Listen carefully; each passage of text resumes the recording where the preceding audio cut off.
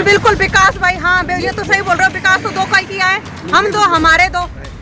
अडानी और अंबानी का किसका विकास? आपका हुआ क्या? आप लोगों का हुआ? हम लोगों को तो ना। जो 10,000 सैलरी मिलती थी उसमें 8,000 कर दिए। जो हमारा 2,000 का राशन भरता था आज 5,000 का चल रहा है। कहाँ से? पकौड़े तलो। पकौड़े के लिए भी तो भाई क्या कहते हैं, तेल की जरूरत होती है। पकौड़े के लिए भी तो बेसन की जरूरत होती है। कहाँ से? जब पैसा होगा तभी तो आप पकौड़े तल लोगे। अब तो उन्होंने पकौड़े तलने लायक ना छोड़ा। स्मृति ईरानी जी गला फाड़ फाड़ के चिल्लाती थी जब विपक्ष की सरकार थी। आज स्मृति ईरानी बताओ जो है महिलाओं के मुद्दों पर किसी पर भी इतने रेप केस हो जाए। हम यही तो बोल रहे हैं भाई, फ्री ना चाहिए, हम पैसे से खरीद लेंगे, हमें सिर्फ रोजगार दे दे और कुछ उनसे ना मांगते। सिर्फ इलाज, वोट का इलाज, जिस तरीके से बंगाल में इलाज हुआ ना उसी तरीके का इलाज होगा। क्योंकि जब तक इनका इलाज नहीं होगा तब तक ये बड़ी ढीठ किस्म की सरकार आई हुई है। पहले तो मतलब थोड़ा मार पीट के मान भी जाती, ये तो बड़ी ढीठ किस्म की सरकार है। महीने होने जा रहे हैं फूल की बीमारी से, तो फूल को चुनाए तभी तो आज रोड पर बैठे। अगर फूल ना चुनते तो आज शायद हम घर में होते। आप फूल के बारे में बात कर रहे हैं, लेकिन बीजेपी के लोग कहते हैं कि बीजेपी पार्टी एकमात्र ऐसी पार्टी है जो भारत को ऊंचाइयों के तक ले जा सकता है, विकास के रास्ते तक ले जा सकता है। बिल्कुल बिल्कुल विकास भाई, हाँ ये तो सही बोल रहे हो। विकास तो दो का ही किया है, हम दो हमारे दो। अडानी और अंबानी का किसका विकास? आपका हुआ क्या? आप लोगों का हुआ? हम लोगों को तो ना हुआ। जो 10,000 सैलरी मिलती थी उसमें 8,000 कर दिए। जो हमारा 2,000 का राशन भरता था आज 5,000 का चल रहा है। कहाँ से? क्या कहता है, इन्होंने देश की वो कर दी। देश को तो 1 दिवाली तक फ्री देने का बोला है प्रधानमंत्री। हम यही तो बोल रहे हैं भाई, फ्री ना चाहिए, हम पैसे से खरीद लेंगे, हमें सिर्फ रोजगार दे दे और कुछ उनसे ना मांगते। सिर्फ रोजगार। और सरकार इसीलिए चुनी जाती है कि हमें रोजगार और जो हमारी मूल सुविधाएं वो दे, ना कि ये क्या कहता है होर्डिंग और पोस्टर लगवाने। तो हर किसी को सरकारी नौकरी नहीं मिल सकती ना। और कोई रोजगार नहीं होते क्या? तो बोला तो है पकौड़े तलो। पकौड़े तलो। पकौड़े के लिए भी तो भाई क्या कहते हैं तेल की जरूरत होती है। पकौड़े के लिए भी तो बेसन की जरूरत होती है। कहाँ से? जब पैसा होगा तभी तो आप पकौड़े तल लोगे। अब तो उन्होंने पकौड़े तलने लायक ना छोड़ा। तो पंचर लगाओ, पंचर में कहाँ पैसा लगता है? पंचर लगाओ, साइकिल होगी तब लगाओगे ना। जब तुम्हारे खाने से बचेगा तभी साइकिल खरीदोगे। कहाँ से खरीदोगे साइकिल? पहले पेट तो भर लो, साइकिल खरीदने की बात की बात है। महंगाई कह रहे हो, पेट्रोल महंगा हुआ है, लेकिन वहीं पे कुछ लोग कहते हैं कि साइकिल चलाओ, स्वस्थ रहोगे, पैसे भी बचेंगे और फिट भी रहोगे। अच्छा, मतलब जो हमारा पैसा है हम तुम्हें दे दे और हम तो फिर देखिए, अगर मुझे बोलना है ना तो मैं पहले करूंगी उस काम को, उसके बाद लोगों को बताऊंगी कि जैसे जो मैं कर रही हूँ वो आप भी फॉलो करो। तो पहले वो साइकिल पे चल के दिखाएं। आप तो मार BMW और इन चीजों में घूमते हो, हवाई जहाज आपके पर्सनल हैं, पर्सनल प्लेन मंगाया, पर्सनल प्लेनों में देश के लिए काम करते हैं ना, देश के लिए घूमते हैं। कितने कहाँ करते भाई? वो अडानी अंबानी के लिए करते काम, देश के लिए ना काम करते। अगर देश के लिए काम करते होते, आप लोग भाई लोग बोलते हो 18-18 घंटे हम लोगों के लिए काम करते ना, अडानी और अंबानी के लिए वो करते। अगर 18 घंटे काम करते ना तो देश हमारा, देश की हमारी GDP माइनस में नहीं जाती। हमारा देश इस महंगाई के दौर से और इस महामारी के दौर से नहीं गुजरता। उनको मौका थोड़ा दो। जो पिछले 70 सालों में बिगड़ी हालत है उसे सुधारने में समय लगेगा, अभी और चांस दोगे तभी तो होगा। नहीं, क्योंकि जब मनमोहन सिंह की सरकार थी तो 400 का सिलेंडर 450 का था, तब तो वो हल्ला मचाते थे। तो अब हल्ला मचाने वाले गए कहाँ? मतलब हर चीज का ठीक रहा, कांग्रेस पर फोड़ दो। सब्सिडी मिलती है तुम्हें? सच बताना भाई, मिलती है क्या? आप बताइए ना। आप बिल्कुल नहीं मिलती। कोई भी भाई चलाती है ना? नहीं, हम लोगों को बिल्कुल सब्सिडी नहीं मिलती, सब्सिडी नहीं मिलती। और तो सिलेंडर की क्या हर चीज पे खत्म कर दी मोदी जी ने, कोई सब्सिडी नहीं मिलती। ये सब जो है इनके जो है चुनावी वो है, दिखाते हैं ना लोगों को, सब स्वाद दिखा रहे हैं, ये सब वही है। कुछ नहीं अच्छा, हो रहा है। धरातल पे उतर के देखोगे तो कुछ नहीं हो रहा है। जनता के बीच में आओ ना। अच्छा, बीजेपी से आप क्यों इतना नाराज हो? नहीं, बीजेपी से नाराज नहीं है, किसी पार्टी से नाराज होने का वो नहीं है। ये हम लोगों का, हमारा इनकी जो नीतियां है ना, जो इनकी नीतियां और इनकी नीयत, उसकी वजह से इनसे नाराज है। वरना तो इन्हीं को वोट किया था हम लोगों ने।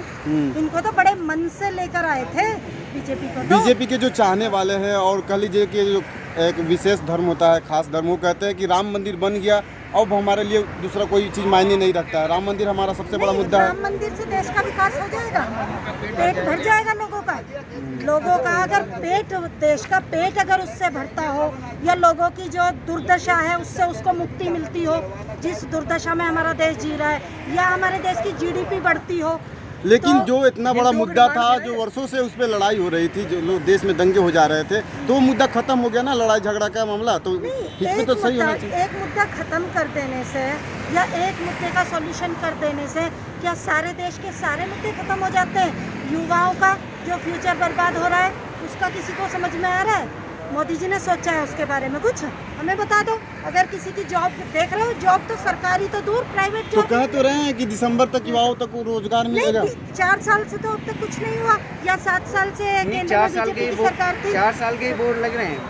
4 साल बेमिसाल। अगर उनकी सच्चाई जाननी है तो फिर जो है लोगों को जाना पड़ेगा ना, जनता के बीच में जाना पड़ेगा। ये तो जनता बताएगी ना, क्योंकि हम आ रहे हैं उस जनता के बीच में से, हम आ रहे हैं तो हमें पता है ना जो सच्चाई। अभी सर्वे आ रहे हैं उसमें फिर से योगी जी आ रहे हैं यूपी में। सर्वे अपना ये किसी तरह भी, जिस तरह से इन्होंने मीडिया को और सोशल मीडिया को इन्होंने जिस तरह से अपना गुलाम बनाया है ना, उससे तो कुछ भी सर्वे जो है दिखा सकते हो आप। अमेठी में फिर से स्मृति ईरानी अपनी घर बनाने जा रही है। कहाँ पर? अमेठी में घर बना रही स्मृति ईरानी। तो स्मृति ईरानी तो ये भाई वो हैं जो है देश की इस समय इतनी बड़ी उच्च उस पे पद पे हैं, वो तो कहीं भी बना सकती है अपना घर। उनका क्या है? तो वो तो चुनाव जीतने के लिए फिर से हाँ, तो लोगों को चुनाव जीतने के लिए काम करती है बीजेपी के जितने लीडर हैं सिर्फ चुनाव जीतने के लिए तो काम करते हैं। वरना स्मृति ईरानी जी गला फाड़ फाड़ के चिल्लाती थी जब विपक्ष की सरकार थी।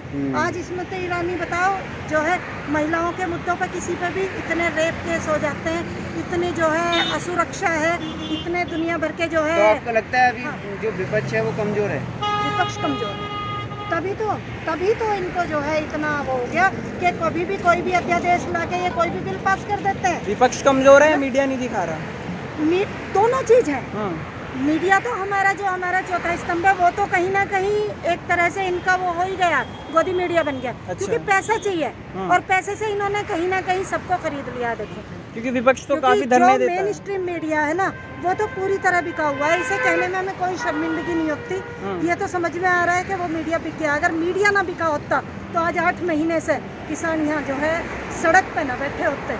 तो आपने मजबूत सरकार बनवा दी, अगर मजबूर होती तो शायद सुनती आपकी। हाँ बिल्कुल, गलती हो गई ना। अच्छा। जनता से गलती हो गई। जो पब्लिक ने गलती की आज उसी का तो खामियाजा हम लोग भुगत रहे हैं और उसी की तैयारी कर रहे हैं कि जो इनको घमंड हो गया है ना इतना, जो मजबूती हम लोगों ने इनको दी थी और उसका उन्होंने दुरुपयोग करा। उद्योगपति के हाथों ये लोग बिक गए। तो उसी का तो सॉल्यूशन अब हम लोगों को सोचना है यहाँ बैठ कर। अब क्या लगता है आपको, जिस तरह से बंगाल में खेला हुआ था यूपी में भी किसानों के द्वारा खेला होगा? बिल्कुल होगा, डोर टू डोर। और अब राकेश जी ने, हमारे बापू राकेश जी ने बोल भी दिया है कि अब डोर टू डोर जाके हम लोग मीटिंग करेंगे और उनको जानकारी भी देंगे, क्योंकि इस बिल में क्या कमी है और क्या अच्छाई है क्या बुराई है। जब तक लोगों को नॉलेज नहीं होगी तब तक अभी भी इलाज करने की बात करते हैं। किस प्रकार की इलाज करने की बात करते हैं आप लोग? इलाज, वोट का इलाज, जिस तरीके से बंगाल में इलाज हुआ है ना उसी तरीके का इलाज होगा। क्योंकि जब तक इनका इलाज नहीं होगा तब तक ये बड़ी ढीठ किस्म की सरकार आई हुई है। पहले तो मतलब थोड़ा मार पीट के मान भी जाती, ये तो बड़ी ढीठ किस्म की सरकार है। ये तो मोटी चमड़ी बोलते ना, ये वो सरकार है। तो इसका इलाज तो वही है, वोट। लेकिन टिकैत साहब गए थे लखनऊ, उसके बाद में एक कार्टून बना के पोस्ट किया गया, वो तो देखो, आपने देखा होगा। मैंने देखा भाई। वो तो उनकी, ये तो आपकी और हम लोगों की समझने की बात है कि वो कितने नीचे स्तर की सोच रखते हैं। ये इनको तो मतलब ये इतनी गिरी हुई मीडिया हो गई है, जो मीडिया फास्ट, जो स्ट्रीम मीडिया है वो इतना फास्ट उसको दिखा रही है, सबको दिखा रही है। तो ये तो उनकी मानसिकता झलकाती है यहाँ से। और जो दिखाने वाले हैं मिनिस्टर लोग हैं, उनकी भी बहुत गंदी ही गिरी हुई सोच है। वो तो जिस दिन जाएंगे ना उस दिन पता चल जाएगा। ये जो कार्टून इन्होंने बनवाया है ना इस तरह का, ये इन्होंने किसानों का अपमान किया है बहुत जो है बुरी तरह से। और इसका खामियाजा तो इनको भुगतना पड़ेगा, क्योंकि किसानों को तो जाना है लखनऊ, इसमें तो कोई शक नहीं है, कोई दो राय नहीं है। उनका अपनी जिस तरह की वो बनाएंगे स्ट्रेटजी जो भी होगी किसानों की, जाएंगे। वो तो समझ में आ ही रहा है कि योगी जी रोक ना सकते।